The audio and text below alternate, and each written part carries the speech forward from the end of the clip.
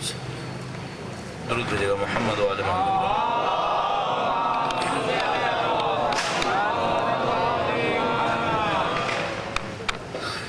اعوذ باللہ من الشیطان الرجیم. بسم اللہ الرحمن الرحیم. الحمد للہ رب العالمین والصلاة والسلام علی سید الانبیاء والمرسلین حبیب الہ العالمین ابی القاسم محمد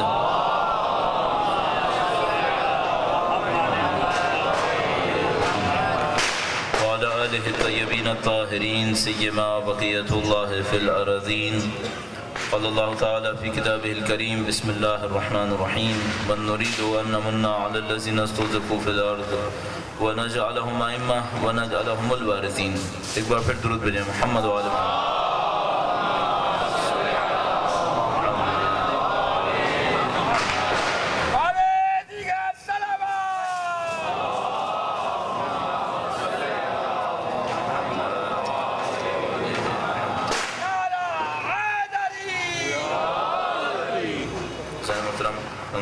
شعبان کی رات ہے، جیسے کہ مولانا صاحب نے توجہ دلوائی آپ کی، اس کی طرف اشارہ کیا. انتہائی برکت اور خدا تعالیٰ کی رحمتوں کے نازل ہونے کی رات ہے. ماشاءاللہ آپ کے اندر بھی جوش و خروش ہے، آپ کے اندر بھی خلوص نیت. اور یہ مغرب کے بعد آپ نے نماز کے بعد چند دفعہ خدا تعالیٰ کو پکارا، چند دفعہ آپ نے من یجیب المضطر کی تلاوت کی. میں سکون قلب سے کہہ سکتا ہوں کہ یہ ایسا عمل ہے جس کے لیے انسان شاید کلومیٹرز چل کر آئے کہ اس میں شرکت کرے. ماشاءاللہ مولانا صاحب کی سربراہی میں، ان کی قیادت میں جس طرح سے آپ نے خدا تعالیٰ کو پکارا تھا، واقعاً طاقتور تھا، واقعاً دل کو خوش کرنے والا تھا. یعنی ہم لوگ آرزو کرتے تھے کہ پاکستان میں ایسا ہو کہ لوگوں کے دل معنویت کے لیے نرم ہو جائیں، لوگوں کے دل اہل بیت اطہار علیہ السلام کی معنویت کو حاصل کرنے کی طرف جائیں. یہ احساس ہوتا ہے جیسے آہستہ آہستہ قوم کے اندر شعور بننا شروع ہو گیا ہے، آہستہ آہستہ وہ لہر دوڑنا شروع ہو گئی. برکتوں کی رات ہے. اس رات میں پروردگار عالم کی برکتوں کو حاصل کرنے کے لیے اور بالاخص قطب عالم کی نظر لطف کو حاصل کرنے کے لیے، ان کی جد ماجدہ کے حضور اپنی مبارکبادی کا پیغام پہنچانے کے لیے 3 دفعہ بآواز بلند درود بھیجیں محمد و آل محمد.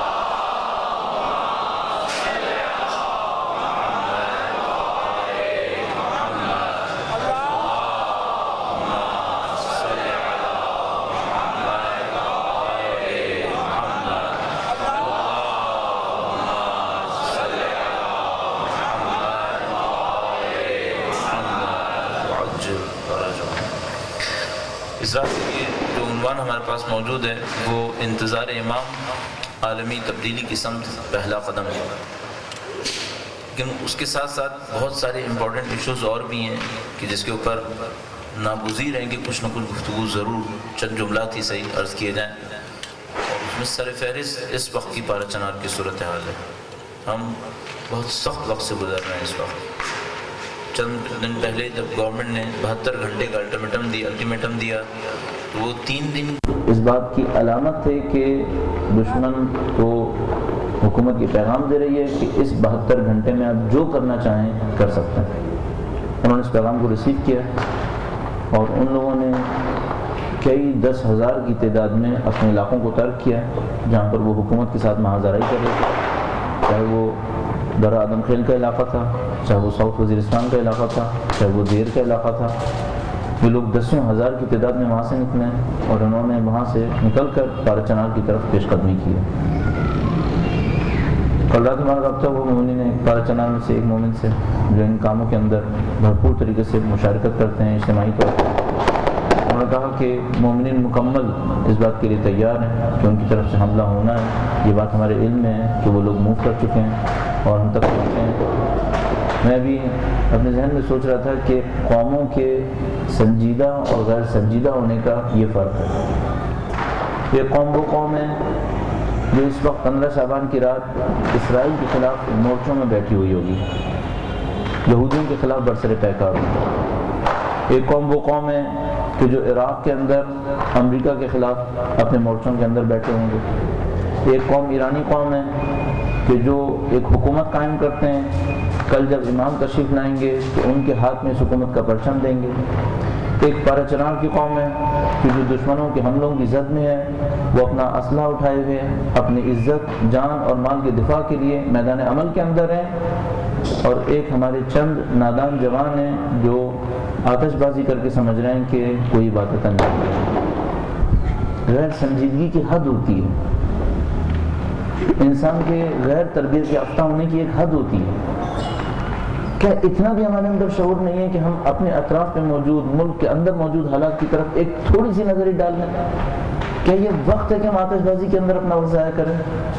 کیا وہ لمحہ ہے کہ جس کے اندر ہم ہزاروں لاکھوں روپے بجائے یہ کہ ان شہداء کے خاندانوں تک پہنچیں، ان زخمیوں تک پہنچے جن کے بچے تڑپ رہے، ان مومنوں تک پہنچے جن کو اسلحے کی ضرورت ہے، اس کے بعد ہم لاکھوں روپیہ اپنا اس آتش بازی کی نظر کرتے ہیں جس کے اندر نہ دین ہے نہ آخرت ہے۔ مجھے معلوم ہے کہ کوئی ان لوگوں میں سے اس آواز کو سننے والا یہاں نہیں ہوگا، لیکن اس کے باوجود میرا دل مجبور ہوا یہ چند جملات کہنے پر کہ ہماری نادانی کی حد ہوتی ہے۔ ہمیں اتنی عقل لینی چاہیے تھی، کم سے کم کبھی کاش وہ وقت آئے۔ سب سے پہلے تو میں کہوں گا دعا کریں کہ کاش یہ وقت آئے کہ یہ جو ہمارے کم عقل نادان دوست احباب ہیں سب اہل بیت کے ماننے والے ہوں گے، کچھ البتہ شاید نہ بھی ہوں لیکن ان میں سے اکثر تو ماننے والے ہوں گے۔ خدا سے دعا کرتے ہیں پروردگار ان کو عقل و شعور کی نعمت سے مالا مال فرما، ان کو ہدایت کے راستے پر چلا دے، ان کو زندگیوں کے مقصد کو سمجھنے کی توفیق نصیب فرما دے۔ درود بھیجے گا محمد و آل محمد۔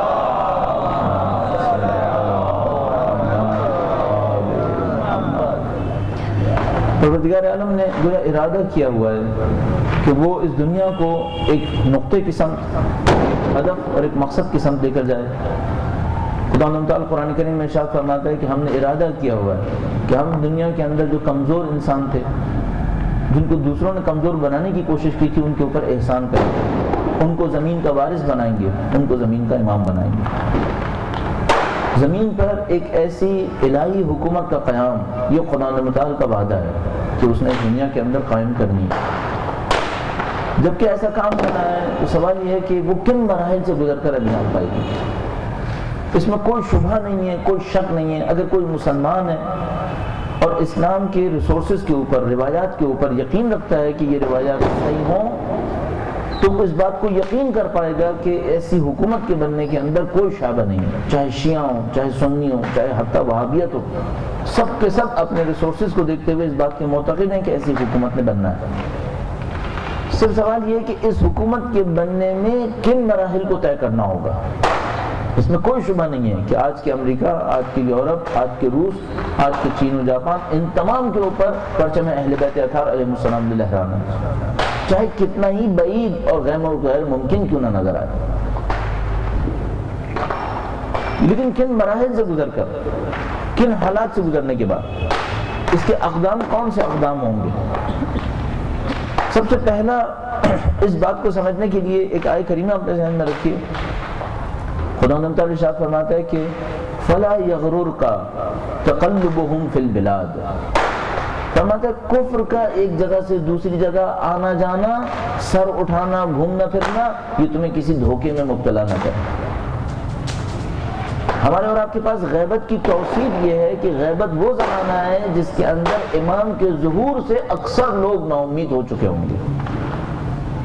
جب بھی ائمہ اطہار علیہ السلام سے سوال ہوا کہ غیبت کے بعد ظہور کب ہوگا، تو فرمایا ظہور اس وقت ہوگا جب اکثر لوگ نا امید ہو چکے ہوں گے، اور اکثر یہ جملہ کہہ رہے ہوں گے کہ اگر ہونا ہوتا تو اب تک ہو چکا ہوتا۔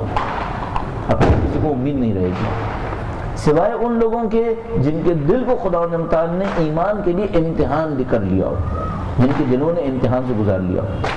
جیسے ہمارے پاس ملاقات کے واقعات میں ایک واقعہ کے اندر موجود ہے کہ ایک آدمی جب خدا تعالیٰ کے حضور بہت زیادہ گریہ وزاری کرتا ہے کہ اپنے امام کا دیدار کرے خواب میں، تو خواب میں دیکھتا ہے کہ ایک جماعت ہونے والی ہے اور اس جماعت کے اندر اس کو بھی کھڑے ہونے کا موقع ملا ہے۔ اس کے بعد جماعت والے کھڑے ہو رہے ہیں کہ امام کے پیچھے کہیں چلیں، اور ایک آدمی جا کر امام سے سوال کرتا ہے کہ مولا یہ ایک آدمی اور آیا ہے، کیا اس کو لے جانے کی اجازت ہے؟ امام فرماتے ہیں نہیں، اس نے ابھی 2 امتحان اور دینے ہیں، ابھی اس کو اجازت نہیں۔ کوئی امام کے لشکر میں داخل نہیں ہوگا سوائے یہ کہ امتحان دے گا۔ سب کو کچھ امتحانات سے گزرنا ہے۔ کچھ لوگ ممکن ہے غیبت سے پہلے ہی امتحان دے کر اپنے آپ کو اس قابل بنانے کے لشکر امام کے اندر ان کی غیبت کے زمانے میں شامل ہو جائیں، اور کچھ لوگ ان کے ظہور کے بعد اپنے آپ کو اس قابل بنائیں گے کہ وہ امتحانوں کو دیتے ہوئے اس کے بعد امام کے لشکر کے اندر شامل ہو جائیں، لیکن بغیر امتحان کے کوئی اس مرحلے کو طے نہیں کر پائے گا، سب نے امتحان دینا ہوگا۔ اب وہ امتحان کیا امتحان ہوں گے؟ کن امتحانات سے گزرنا ہوگا؟ ایک امتحان کفر کی سرکشی ہوگی، ہمارے پاس روایت کے اندر موجود ہے، غرب کا فتنہ، مغربی دنیا کا فتنہ روایات کے اندر موجود ہے۔ یہ مغربی دنیا کا فتنہ کیا ہے؟ آپ اپنی دنیا کو دیکھ لیجئے، مغربی دنیا کا فتنہ بآسانی سمجھ میں آئے گا۔ روایت کے اندر موجود ہے کہ مغربی دنیا کا ایک ایسا فتنہ چڑھے گا جو ہر مسلمان کے گھر میں پہنچ جائے گا۔ کیا میں مغربی دنیا کا یہ فتنہ مغربی ثقافت کو نہیں کہہ سکتا؟ مغربی ثقافت لگتا ہے مغربی دنیا کا وہ فتنہ ہے جو ہر مسلمان کے گھر کے اندر پہنچا ہوا ہے، ہر مسلمان کے گھر کے اندر نہیں، مسلمان کے دل کے اندر پہنچا ہوا ہے، کہ ہر مسلمان اپنے دل سے بہرحال اسی دنیا کے اوپر مر مٹ رہا ہے جس کے اوپر مغربی دنیا پیغام دے رہی کہ مرو اور مٹو۔ وہی مادہ پرستی، وہی فحشا، وہی بے عزتی، وہ سب کے سب مسلمان کے گھر اور اس کے دل کے اندر پہنچی ہوئی۔ یہ مشکل مرحلوں میں سے ایک مرحلہ یہی ہے، کفر کا سر اٹھانا۔ آج نہ ہوتی ہمارے اور آپ کے پاس روایات، آج یہ روایات نہ ہوتی مستند روایات، اور ہم سے کوئی کہتا کہ کل جاپان کے اوپر امام کا پرچم لہرائے گا، تو ہم قبول کرتے ہیں؟ چونکہ یہ روایات موجود ہیں، اور دوسری چیز جو ہمارے پاس موجود ہے وہ سابقہ انبیاء کا تجربہ ہے۔ یہ روایات ہمیں وعدہ دے رہی ہیں اور وہ سابقہ تجربے ہماری ہمت کو بڑھا رہے ہیں۔ پہلے بھی ایسا ہی ہوا تھا، پہلے بھی بالکل یہی ہوا تھا۔ اگر میں یوں فرض کروں کہ ہم ظہور امام سے مولا کریں کہ اسی ماہ رمضان ہو، لیکن اگر یوں فرض کروں کہ ظہور امام سے 5 سال دور ہوں، اور میں آپ سے کہوں کہ جاپان کے اوپر پرچم امام لہرائے گا، امریکہ پہ پرچم امام لہرائے گا، یورپ کے اوپر پرچم امام لہرانا ہے، تو آپ اور میں تعجب کریں گے، کہیں گے 5 سال میں یہ کام ہو جائے گا؟ انگلینڈ میں، فرانس میں، جرمنی میں، ان ملکوں کے اندر کوئی توانائی ہے کہ یہاں پہ پرچم امام لہرائے؟ یہاں کے مسلمان کتنے فیصد ہیں؟ ان کے ماننے والے کتنے فیصد ہیں؟ کفر کی اتنی طاقت ہے، کیا یہاں پہ پرچم امام لہرائے گا؟ ذرا اپنے آپ سے پوچھے گا کہ جب نبی اکرم تشریف لانے والے تھے، اپنی نبوت کا اعلان کرنے والے تھے، اگر کوئی ایک دن پہلے کہتا کہ اس مکہ پر اس یتیم بچے کا پرچم لہرائے گا، تو کیا کوئی قبول کرتا؟ کوئی یہ کہتا دوسرے سے کہ اللہ کے آخری نبی کل ظاہر ہوں گے، اور کل ظاہر ہونے کے بعد 20 سال کے اندر یہ مکہ ان کی گرفت میں ہوگا، کون قبول کر سکتا تھا کہ یہ عمل انجام پانے والا ہے؟ یہ یتیم بچہ جس کا کوئی پرسان حال نہیں ہے ظاہری طور پر، ان کی قیادت میں پورا جزیرہ نما عرب آ جائے گا۔ اس زمانے کے انتہائی قلیل وسائل کے اندر نبی اکرم کے پیغام کے اعلان سے لے کر فتح مکہ تک 20 سال لگے۔ آج کل کے وسائل کو سوچئے، اگر امام تشریف لے آئے، اس زمانے کے وسائل میں 20 سال لگے، پورا جزیرہ نما عرب مسلمان ہو گیا تھا۔ امام تشریف لائے، آج کل کے وسائل میں جہاں پر یہاں سے لے کر دنیا کے کسی بھی کونے تک بات پہنچانا سیکنڈز کے اندر ممکن ہے، کوئی مشکل کام نہیں ہے، کتنی دیر لگنی چاہیے؟ اس زمانے کی کوئی کفر کی طاقت دیکھتا اور کہتا کہ یہ یتیم بچے، اس یتیم بچے میں کیا طاقت ہے کہ روم اور ایران کی کفر کی طاقتوں سے لڑے، تو حیران رہ جاتے کہ کہاں طاقت ہے۔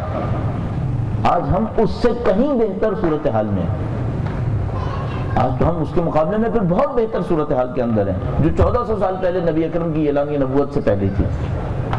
آج بحمدللہ رب العالمین 1400 سال کے انتظار کے بعد کم سے کم ایک امام کے نام کی ایسی حکومت بنی ہوئی جو دنیا کی تمام طاقتوں کو لرزہ دینے کے لیے کافی ہے، جس کے پاس اتنی طاقت ہے کہ وہ جرأت کے ساتھ کہتے ہیں کہ ہم اس امام کے ماننے والے ہیں جو پردہ غیبت میں اور اس کے ظہور کا انتظار کر رہے ہیں، تو اس کا کچھ بگاڑ نہیں سکتا۔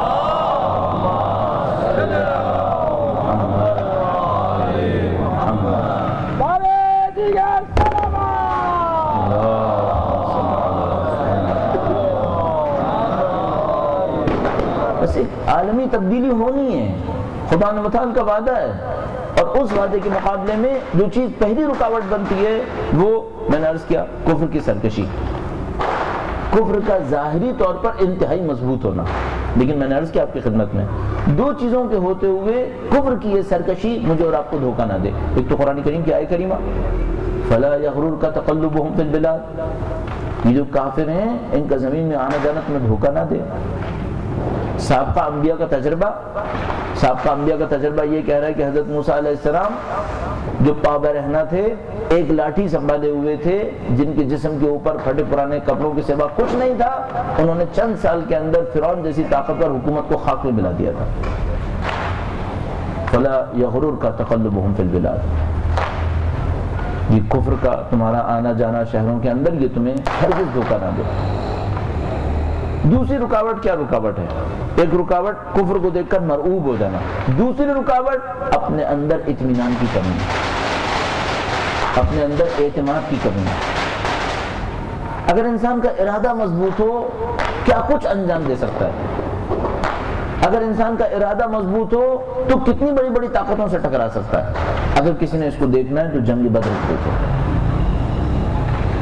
اور ہم اور آپ سید الشہداء کے ماننے والے سب سے پہلے کہیں گے کہ اگر کسی نے دیکھنا ہے ارادے کی مضبوطی سے کن دشمنوں کا مقابلہ کیا جا سکتا ہے، کربلا کے میدان کو دیکھیں.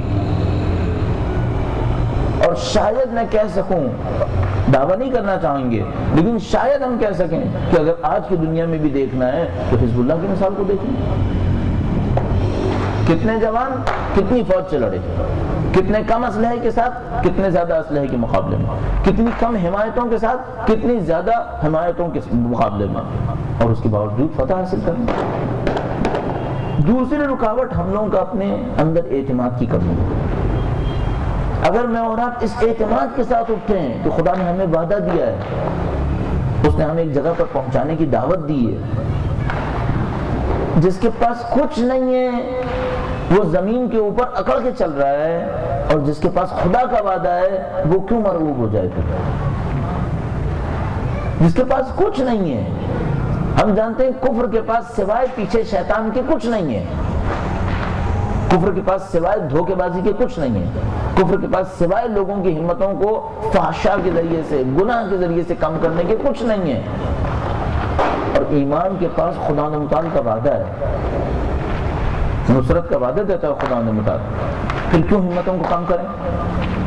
یہ دوسری رکاوٹ ہے ہماری. اس رکاوٹ کے اندر ایک اور عنصر مؤثر ہے، کم علمی، علم کا کم ہونا.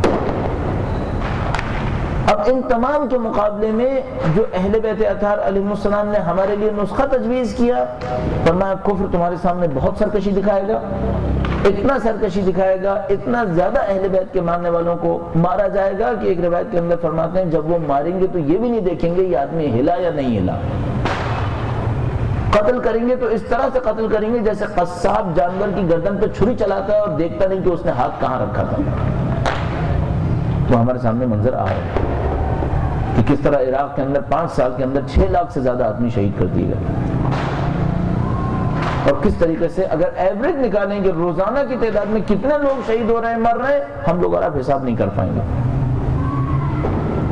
بس اہل بیت نے ہمیں کیا نسخہ دیا؟ انہوں نے فرمایا تمام چیزوں سے پہلے تو آگاہ کر دیا، کہا دیکھو ایک تبدیلی آنی ہے، ایک اچھا وقت آنا ہے. ایک روایت میں کسی نے جب اتنے زیادہ خطرات سنے امام معصوم سے تو امام معصوم سے فرمایا کہ اے مولا کیا ہم اس وقت میں ہونے کی دعا کریں کہ اس مصیبت کے وقت میں ہم بھی ہوں؟ تو امام نے فرمایا کہ وہ تو تمام آسانیاں آنی ہیں، وہ پھر کس کے لیے آنی ہے؟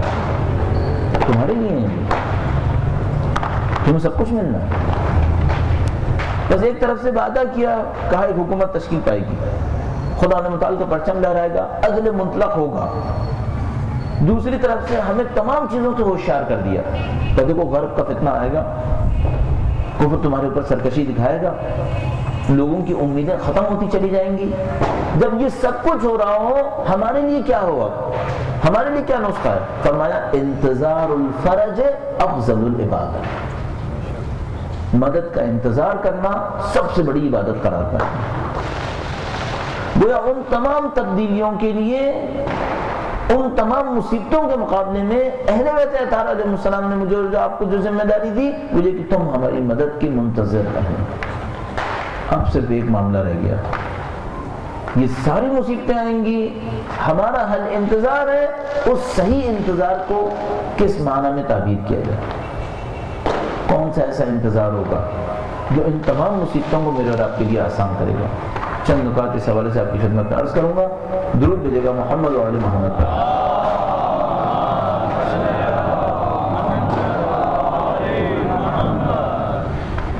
انتظار کی اصلی روح کیا ہے؟ منتظر ہونے کو ہم جانتے ہیں، انتظار کے لفظ سے بھی بے خبر نہیں ہے. انتظار کے نام پر بہت ساری چیزوں کو سمجھتے بھی ہیں، کرتے بھی ہیں. اصلی روح کہاں پر ہے؟ وہ کون سا ایسا عمل ہے جس کو میں اور آپ انجام دیں تو ہم کہہ سکیں یہاں سے صحیح انتظار شروع ہو رہا ہے؟ میں بہت مختصر کرتے ہوئے خلاصے کی صورت میں آپ کی خدمت میں عرض کروں گا. انتظار کا جو پہلا بنیادی قدم ہے جس پر ہم یہ کہیں گے، جو میں بعد میں اشارے کروں گا کہ اور چیزیں کیا ہو سکتی ہیں، انتظار کا پہلا بنیادی قدم جس کے اوپر ہم کہیں یہاں سے انتظار شروع ہو رہا ہے، وہ میرے اور آپ کے دل کا امام کے وجود سے جڑ جانا. پہلی چیز جو درکار ہے وہ یہ چاہیے. آپ کوئی بھی تحرک کر لیجئے، کوئی آرگنائزیشن بنائیے، کوئی تحریک چلائیے، کوئی جد و جہد کر لیجئے، کوئی دشمنوں کے خلاف جہاد کر لیجئے، ان تمام کے مقابلے میں پہلی چیز جو مجھے اور آپ کو چاہیے، آپ کے اور میرے دل کا امام کے وجود کے سامنے تسلیم ہونا، دل سے ان کے وجود مقدس سے جڑ جانا. لہذا اتنی بڑی جد و جہد انجام پائی بحمدللہ رب العالمین. 20 سال ہونے کو آ رہے ہیں بحمدللہ رب العالمین کہ حزب اللہ اور مومنوں نے کس طریقے سے اسرائیل کا مقابلہ کیا. ان سے پوچھیں ان کی کامیابی کا راز کیا ہے. اب ہم اور اب ہم آسانی سے سمجھ پا رہے ہیں. 30 سال الحمدللہ ایران کی حکومت کو مقابلہ کرتے ہوئے ہو گئے، اور ہم لوگ اس لحاظ سے میں کہتا ہوں بہت اچھے دور میں ہیں.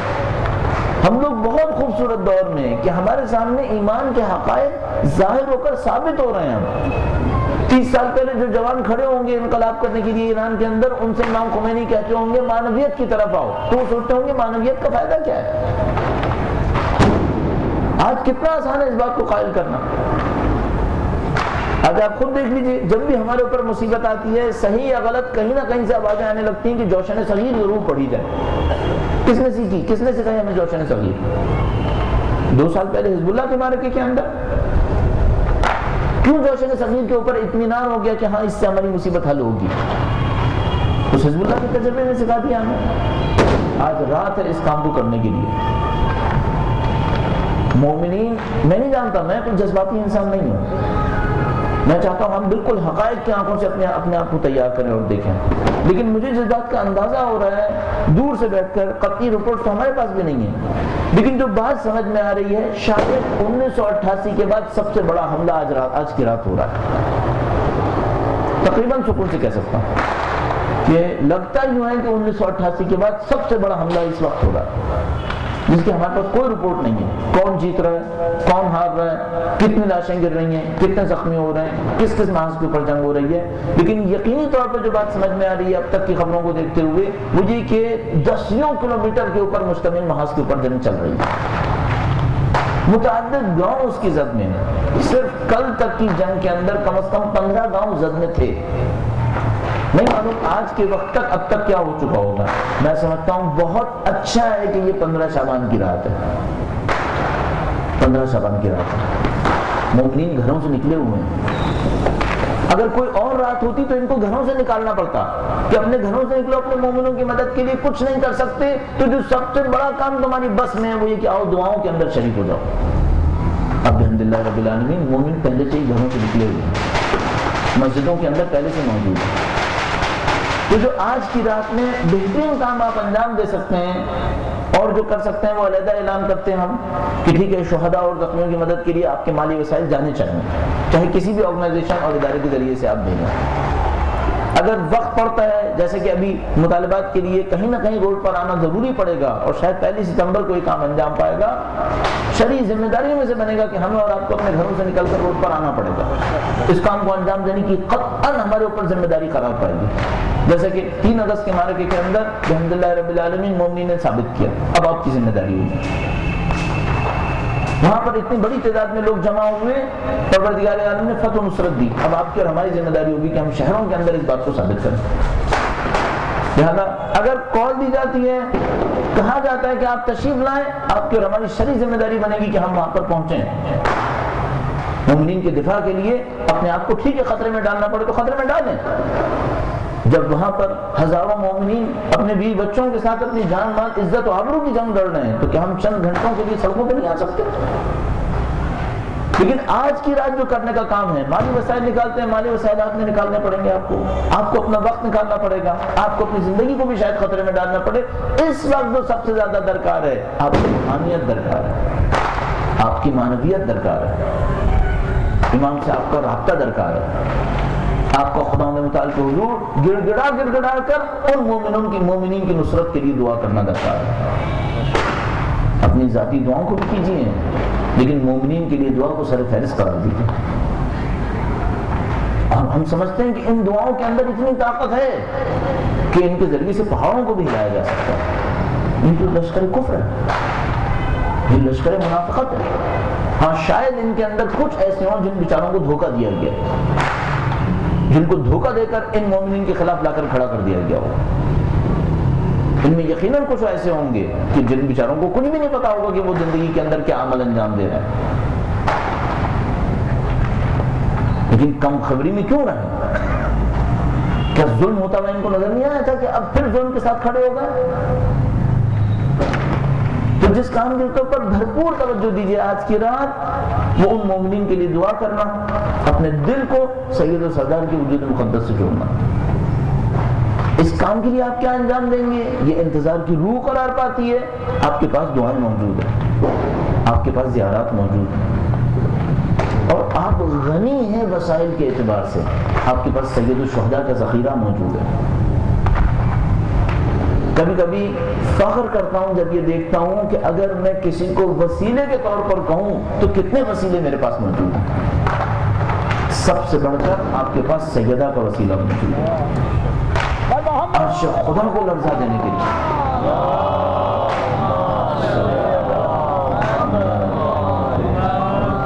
اس خدا کو بی بی کا واسطہ دے کر پکار سکتے ہیں کہ خدا بی بی کے ماننے والے میدان جنگ کے اندر کھڑے ہیں۔ 15 شعبان جب خدا متعال ہمیں وعدہ دیتا ہے کہ میں نصرت کروں گا تمہاری، میں سمجھتا ہوں بہت اچھی رات میں جنگ ہو رہی ہے، اور بہت اچھا وقت ہے کہ آپ اور ہم نے وقت کے امام کے سامنے کہہ سکیں کہ مولا ہم آپ کے چاہنے والوں کے ساتھ ہیں۔ پہلی ذمہ داری جو میں سمجھتا ہوں مؤثر انتظار کے لیے ضروری ہے، عالمی تبدیلی کے لیے ضروری ہے، وہ امام کے وجود کے ساتھ اپنے دلوں کو جوڑنا ہے۔ اور اس خاطر میں نے آپ کی خدمت میں عرض کیا کہ جو آپ یا اللہ پکار رہے تھے، چند سیکنڈ کے لیے آپ کے اور میرے دل خدا نمتال سے جڑے تھے، یہ عبادت ہے، بنیادی ترین عبادت یہ عبادت ہے۔ اب ممکن ہے 1 گھنٹہ جو ہے جوشن کبیر پڑھیں اور 1 منٹ کے لیے آپ کا دل نہ جڑے، اور ممکن ہے کہ یہ جو آپ نے چند دفعہ یا اللہ کہا اور اس میں پورے خلوص کے ساتھ خدا نے متعال کو دل کی گہرائیوں سے پکارا ہو، یہ آپ کے 1 گھنٹہ جوشن صغیر کے اوپر، جوشن کبیر کے اوپر بھاری پڑ جائے، کیونکہ آپ دل سے پکارا۔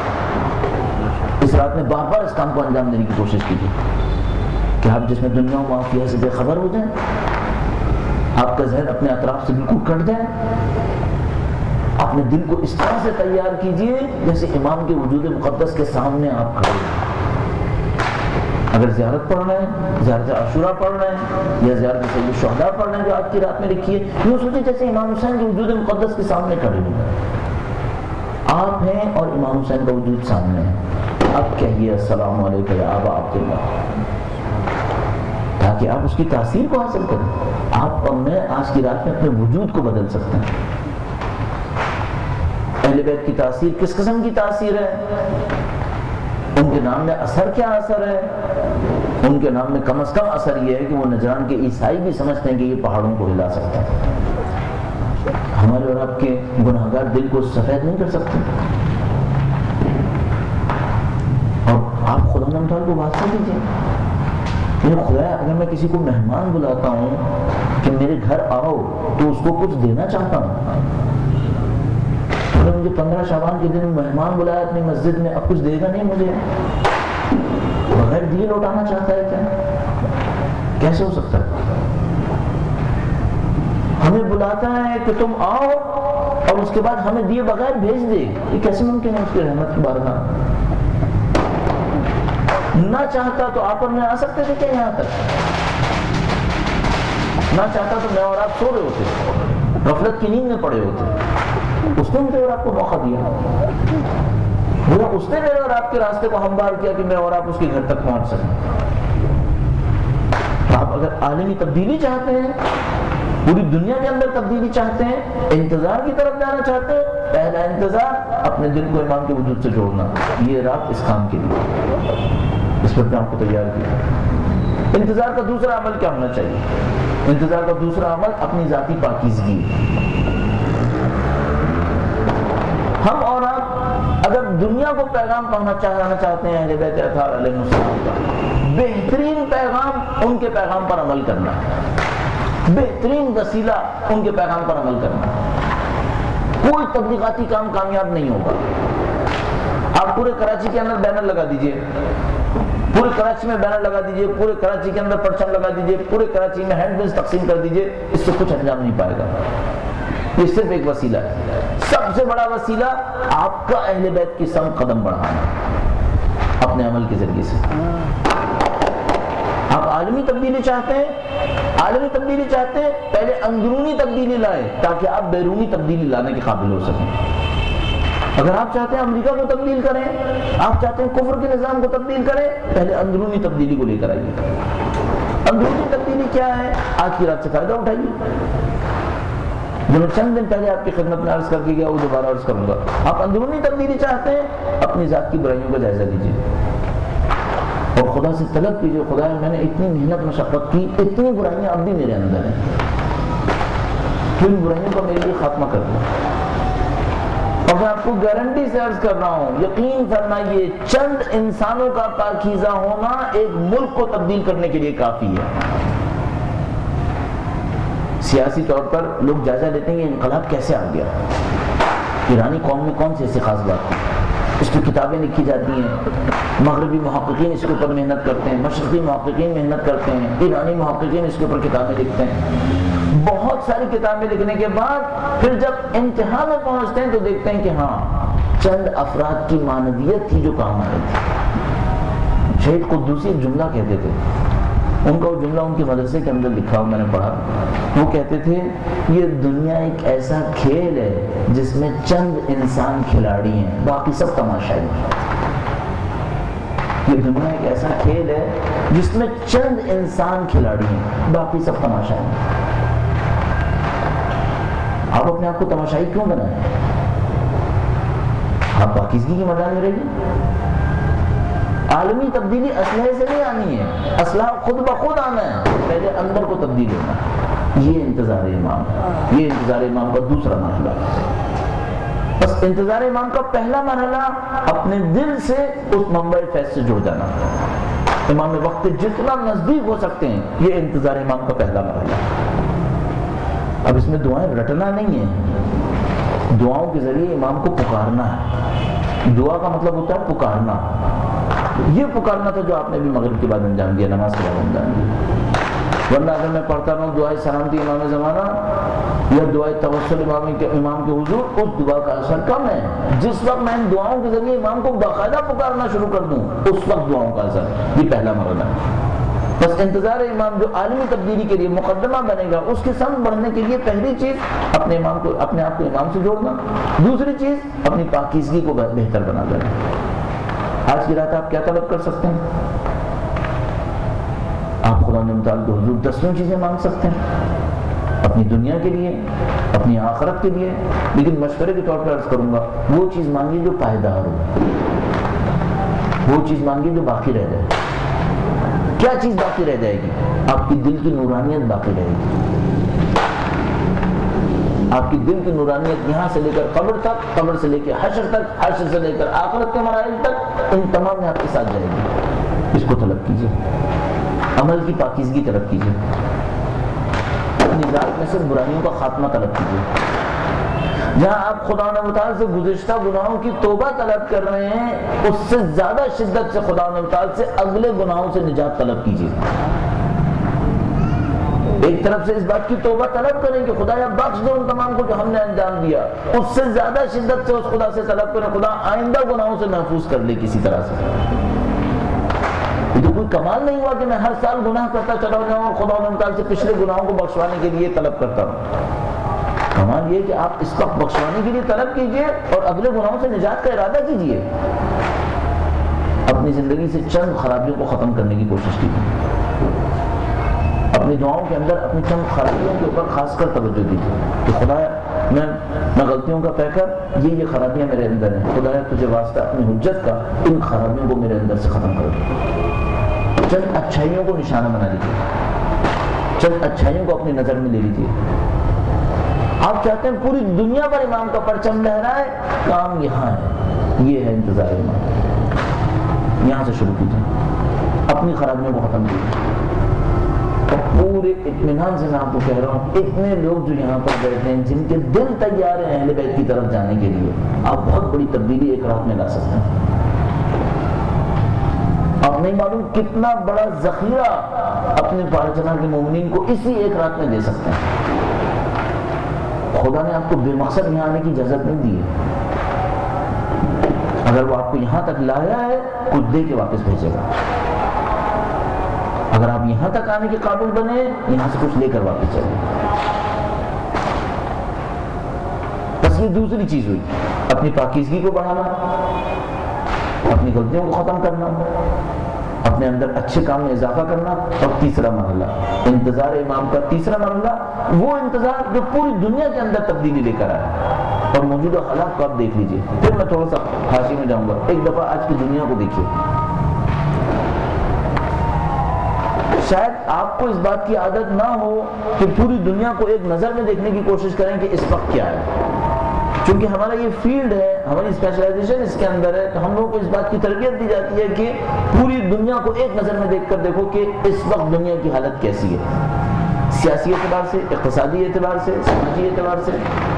میں آپ کو پورے سکون سے کہہ رہا ہوں، اس میں کوئی 1% بھی میرے لیے شبہ نہیں ہے، یہ پوری دنیا کسی بہت بڑی تبدیلی کے بالکل دہانے پر کھڑی ہوئی ہے، صرف بڑی بربادیوں کے بعد وہاں پہنچے۔ آپ کے سامنے بہت سخت ہے،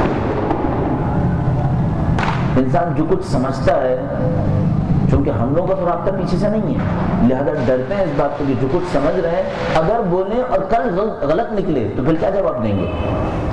لیکن اگر آپ اتنے فیور کریں ہمارے ساتھ کہ ایک انسان غلطی بھی کر سکتا ہے، ہم معصوم کی پیروی میں چلتے ہوئے بھی غلطیوں کے مرتکب ہو سکتے ہیں، تو میں آپ کو قاطعیت کے ساتھ کہہ رہا ہوں، آپ بہت بڑی تبدیلی کے بالکل دہانے پر کھڑے ہوئے ہیں۔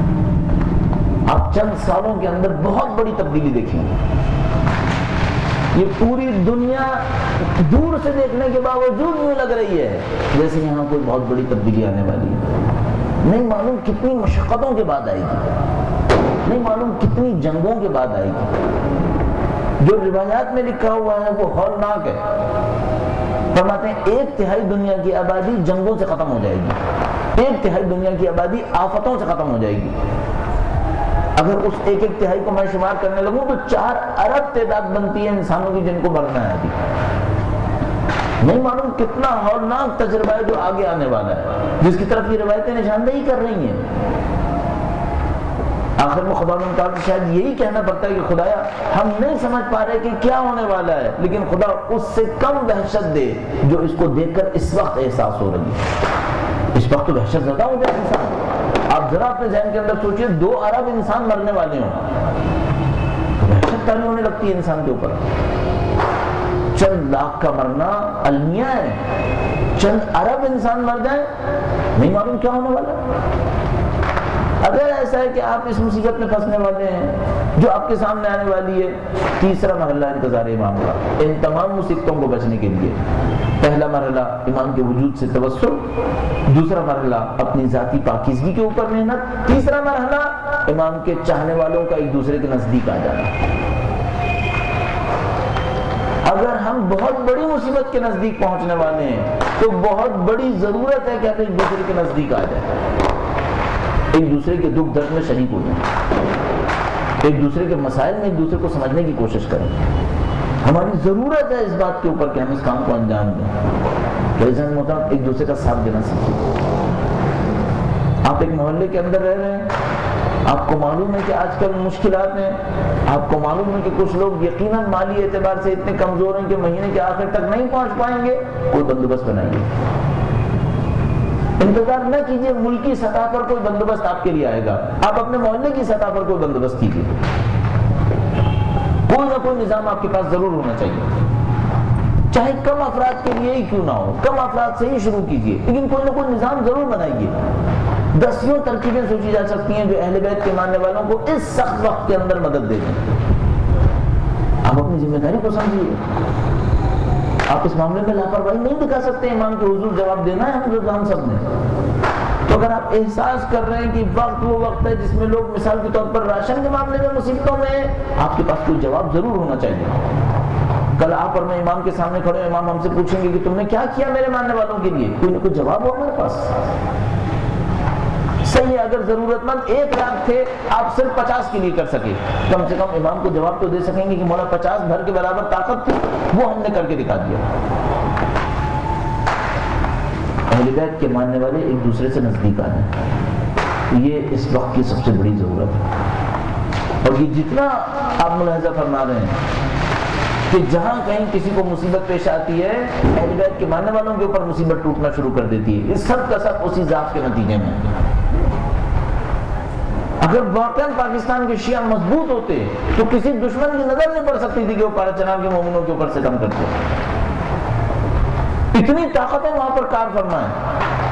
معاملہ صرف یہ نہیں ہے کہ مثال کے طور پر پارا چنار کے مومنین ہیں اور ان کے مقابلے میں کچھ رہنے والے مثال کے طور پر ناصبی ہیں، صرف یہ ہوتا تو معاملہ کہیں سے پہلے حل ہو چکا ہوتا۔ مقامی طالبان، افغانستان کے طالبان، علاقہ غیر کے طالبان، پاکستان کی آرمی، پاکستان کی ایجنسیز، نیٹو کی افواج، سب کے سب اس پارا چنار کے علاقے کے اندر دخالت دے رہے ہیں، سب کے سب مہاجرائی کے اندر شرکت کرتے ہیں۔ اور یہ کیوں ان کے اندر اتنی جرأت بنی؟ ہم لوگوں کی کمزوری کی وجہ سے۔ اگر ہم اپنی طاقت کو استعمال کرنا جانتے ہوتے کہ اگر میں بہت رف ایسٹیمیٹ کروں تو کراچی کے اندر کم از کم 4 لاکھ شیعہ خاندان ہونے چاہیے،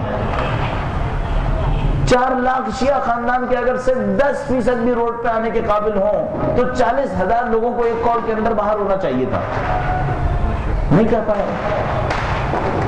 اگر 20% بھی آبادی ہے پاکستان کے اندر ہماری اور کراچی کی آبادی 1 کروڑ سے اوپر ہے تو 20 لاکھ شیعہ ہونے چاہیے۔ اگر ایک گھرانے کے اندر 5 آدمی تصور کروں تو 4 لاکھ گھرانے ہونے چاہیے۔ 4 لاکھ گھرانے کے اندر اگر ایک آدمی صرف 10% میں سے بھی لوں تو 40,000 لوگوں کو روڈ کے اوپر ہونا چاہیے تھا۔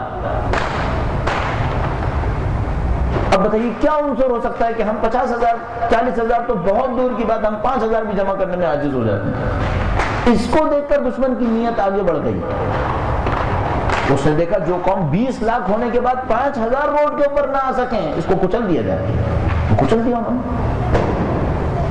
کبھی انہوں نے گلگت کو نشانہ بنایا، کبھی کوئٹہ کو نشانہ بنایا، کبھی ڈیرہ اسماعیل خان کے اندر، کبھی پارا چنار کے اندر، کبھی شہروں کے اندر کراچی اور لاہور کے اندر، سب کا سب کوئی جرم ضعیفی، ضعف۔ اگر ہم چاہتے ہیں ان تمام مشکلات کے مقابلے میں کوئی دیوار کھڑی کریں، اب ذرا تصور کیجئے ہم کہاں کھڑے ہیں۔ ایک طرف سے ہم کہہ رہے ہیں وقت کے امام تشریف لانے والے ہیں، ان کی ہمراہی میں ہم نے لشکر بنا کر کفر کا مقابلہ کرنا ہے۔ ابھی تو ہمیں یہ سوچنا ہے کہ ہمیں اپنا وجود کیسے برقرار رکھنا ہے۔ یہ مرحلہ کہاں سے شروع ہوگا؟ یہ مت سوچیے گا ہم اتنے ضعیف ہو گئے کہ اب کچھ نہیں ہو سکتا۔ وقت انتہائی کم ہے، میں جلد از جلد اختتام پذیر کرتا ہوں تاکہ آپ لوگ دعاؤں کے اندر مشغول ہو سکیں، انشاءاللہ عبادات کی طرف جائیں۔ اور یہ باتیں جو آپ کی خدمت میں عرض کر رہا ہوں صرف اس لیے عرض کر رہا ہوں کہ آپ کا دل زیادہ عبادات کی طرف توجہ دے۔ آپ اس بات کو سمجھ کے عبادت کریں کہ آپ کا عبادت کرنا صرف آخرت میں کام نہیں آئے گا، آخرت میں یقیناً ان تمام چیزوں سے آپ کو اس رات میں نصیب ملے گا، لیکن آپ کا عبادت کرنا اسی وقت دشمنوں کو اندر ذلیل کرنے کے کام آئے گا، اسی وقت دشمن کو شکست دینے کا سبب بنے گا۔ اور جو آپ کی خدمت میں اگر ہم دشمن کیوں ہمارے اوپر چڑھ دوڑا، انہوں نے دیکھا کہ یہ دعویٰ ان کا یہ ہے کہ یہ کفر سے لڑیں گے، اپنے وجود کو بچانے میں ناکام ہو رہا ہے۔ جیسے ہی انہوں نے دیکھا ہم اتنے کمزور ہو گئے کہ اپنے وجود کا دفاع نہیں کر رہے ہیں، تو انہوں نے ہمارے وجود کو ختم کرنے کی کوشش کی۔ کیا ان لوگوں نے کوشش کی؟ انہوں نے صرف اتنا کیا کہ چند جگہ بم دھماکے کیا، چند لوگوں کو ٹارگٹ کلنگ کے ذریعے سے نشانہ بنایا، اور ہدف کیا ہے؟ ہدف یہ خوف و ہراس اتنا بیٹھے کہ اہل بیت کے ماننے والے انڈر گراؤنڈ ہو جائیں، ان کے جلوس بند ہو جائیں، ان کی مجلسیں بند ہو جائیں، ان کے لوگ خود آنا بند کر دیں خوف و ہراس کی وجہ سے۔ آپ کو ہمیں کیا ثابت کرنا ہے؟ آپ کو ہمیں ثابت کرنا ہے کہ ہم وہ نہیں ہیں جو ڈرانے سے ڈر سکیں۔ آپ کو سید الشہداء کی سیرت کے اوپر اس وقت چلنا ضروری ہے۔ اس کی تیسری چیز جو امپورٹنٹ چیز ہے وہ اہل بیت کے ماننے والوں کا ایک دوسرے کے نزدیک آنا۔ اور اب اس ایک دوسرے کے نزدیک آنے میں رکاوٹ کیا ہے؟ رکاوٹ دلوں کے اندر خطورت ہے، دل کھینچے ہوئے ایک دوسرے سے۔ آج کی رات یہ بھی طلب کیجیے، دعاؤں میں سے ایک دعا ہمارے پاس ہے، ربنا لا تجعل فی قلوبنا غلا للذین آمنوا، اے پروردگار میرے دل میں صاحبان ایمان کے لیے کوئی بغض قرار نہ دے، مومنوں کے لیے میرا دل کھلا رہے ہمیشہ، مومنوں کے لیے دل کھلا رہے۔ آپ دعا کریں ان تمام چیزوں کو۔ اگر آپ دیکھ رہے ہیں آج ہماری آبادیوں کے اندر وحدت کی کمی ہے، آج ہماری آبادیوں کے اندر دل دور ہیں، آپ اس کو آج ہی رات تبدیل کر سکتے ہیں۔ مولا سے طلب کریں کہ مولا ہماری آبادیوں میں دل ایک دوسرے سے نزدیک آئے۔ آپ اپنے لیے جہاں طلب کریں گے، اپنے خاندان کے لیے طلب کریں گے، مومنوں کے لیے طلب کریں۔ یہ وہ چیز ہیں جو اس عالمی تبدیلی کے ہونے کے لیے انتظار کے نام پر ضروری ہے۔ یہ انتظار ہے، آپ کا حرکت دکھانا، آپ کا جد و جہد دکھانا، یہ انتظار ہے۔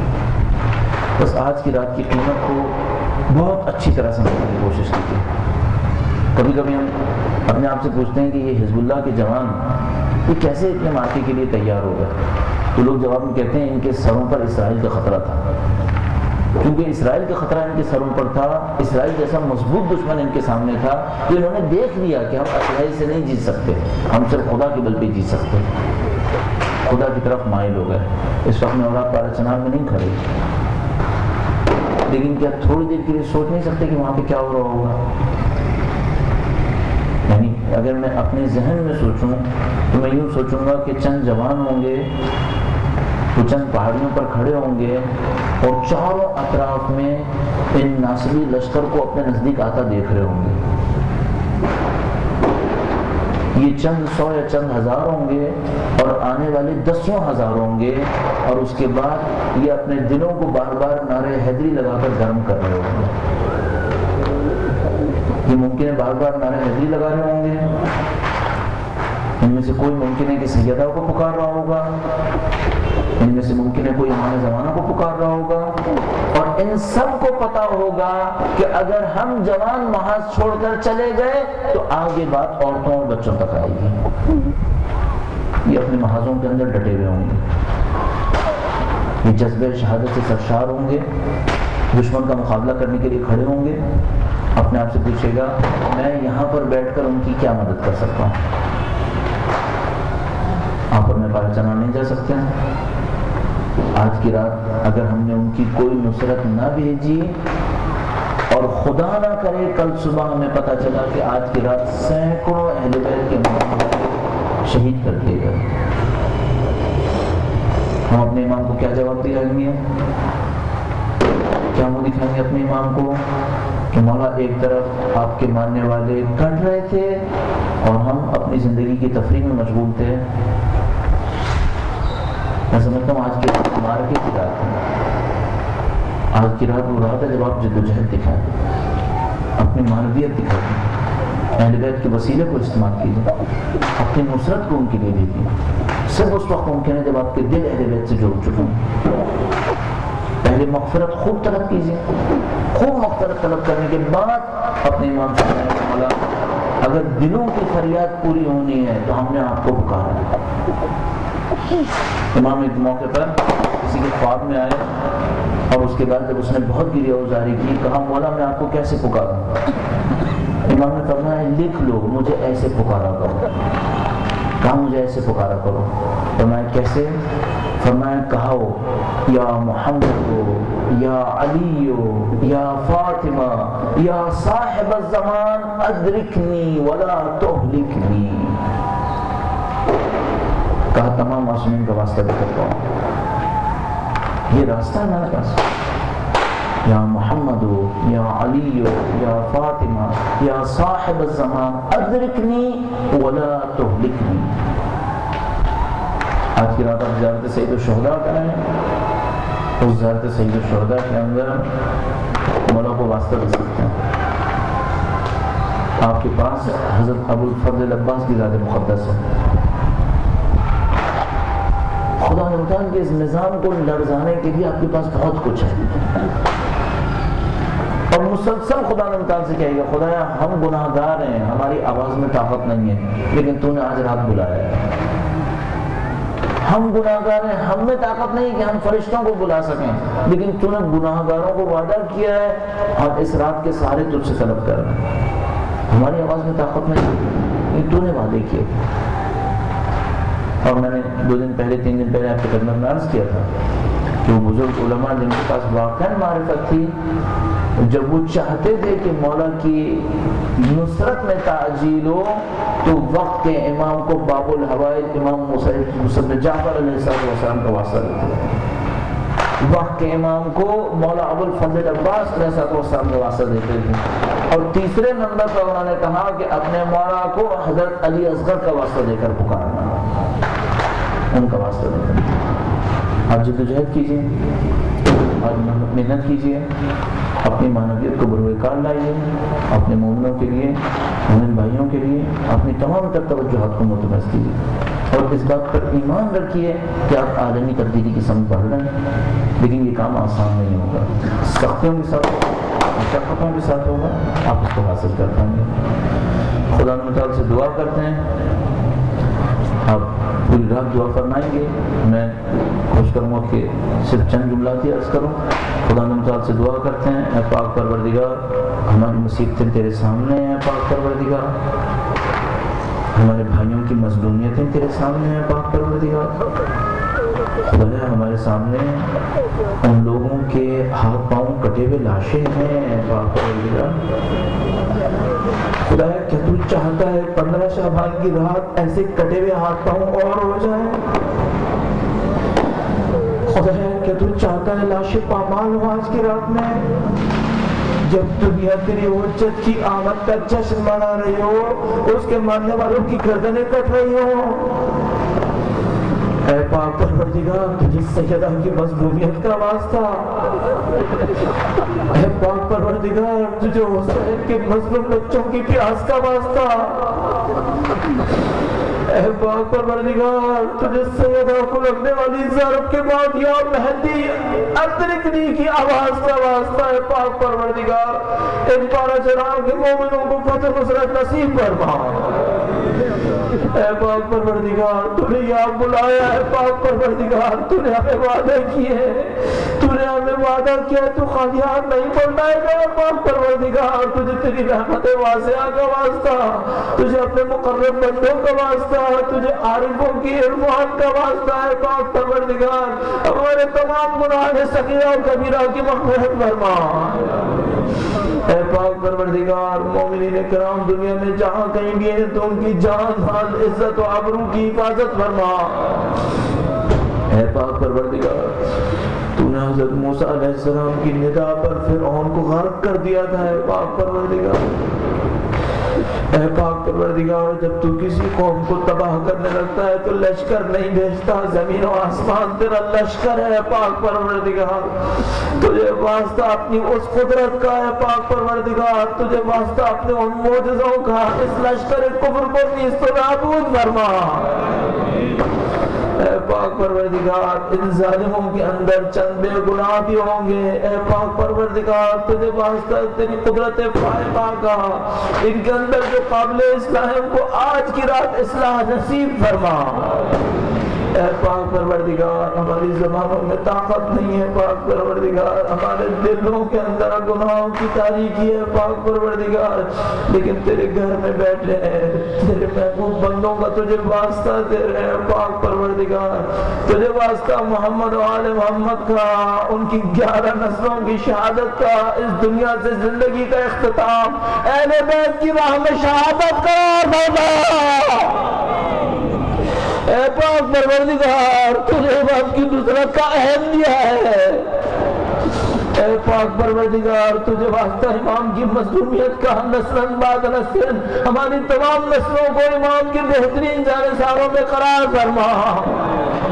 اے پاک پروردگار ان کے قلب مقدس کو ہم سے راضی و خوشنود فرما۔ اے پاک پروردگار تجھے مظلوموں کی نداؤں کا واسطہ، تجھے بیواؤں کی آہوں کا واسطہ، تجھے یتیموں کی سسکیوں کا واسطہ، اے پاک پروردگار فرزند زہرا کے ظہور میں تعجیل فرما۔ ربنا تقبل منا انك انت السميع العليم برحمتك يا ارحم الراحمين۔ اللهم كن لوليك الحجة ابن الحسن صلواتك عليه وعلى آبائه في هذه الساعة وفي كل ساعة وليا وحافظا وقائدا وناصرا ودليلا وعينا حتى تسكنه أرضك طوعا وتمتعه فيها